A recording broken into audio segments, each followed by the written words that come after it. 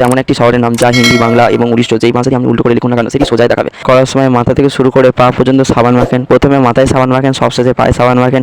এটি আপনি কেন করেন জানেন? স্বাধীনতা দিবস হিসেবে পালন করি, সেটা আমরা সবাই জানি। কিন্তু আমরা ছাড়াও আরও দুটি দেশ আছে যে দেশ দুটি 15 আগস্ট দিনটিতে স্বাধীনতা দিবস হিসেবে পালন করে। নাম্বার 1, ভারতে অবস্থিত এমন একটি শহরের নাম যা হিন্দি, বাংলা এবং উড়িষ্য যেই ভাষাটি আপনি উল্টো করে লিখুন না কেন সেটি সোজাই দেখাবে। কি বুঝতে পারছেন না তো? হ্যাঁ, সত্যি এটাও সম্ভব। এমনই এক শহর আছে আমাদের আশেপাশে, সেই শহরটির নাম আর কিছুই না, কটক। এই কটক শব্দটি আপনি উল্টো করে লিখলেও সেটি সোজাই দেখাবে।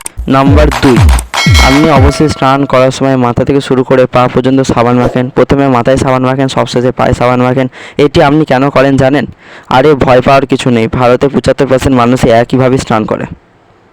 নাম্বার 3, 15 আগস্ট দিনটিতে আমরা ভারতবাসীরা সবাই স্বাধীনতা দিবস হিসাবে পালন করি, সেটা আমরা সবাই জানি। কিন্তু আমরা ছাড়াও আরও দুটি দেশ আছে যে দেশ দুটি 15 আগস্ট দিনটিতে স্বাধীনতা দিবস হিসাবে পালন করে। 1945 সালে জাপানের হাত থেকে মুক্তি পেয়েছিল কোরিয়া। এরপর 2 কোরিয়া ভেঙে যায়, নর্থ কোরিয়া আর সাউথ কোরিয়া।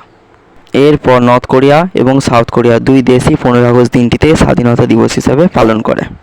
এরকম আরও নতুন আপডেট পেতে অবশ্যই চ্যানেলটিকে সাবস্ক্রাইব করো। ভিডিওটি যদি আপনাদের পছন্দ হয় তাহলে অবশ্যই লাইক করো।